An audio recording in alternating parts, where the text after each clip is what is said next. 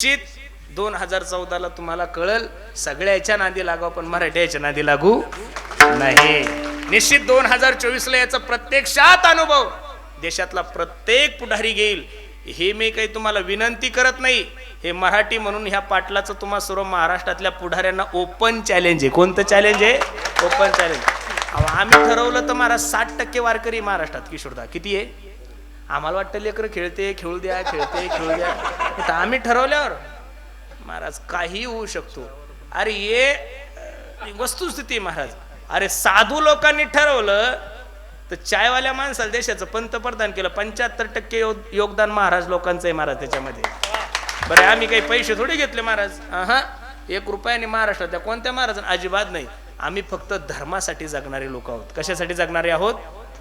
धर्मासाठी जगणारे आहोत। म्हणून महाराष्ट्रातल्या प्रत्येक मराठ्याला माझी विनंती आहे, आरक्षणाला यावं हे तुमचं कर्तव्य नाहीये।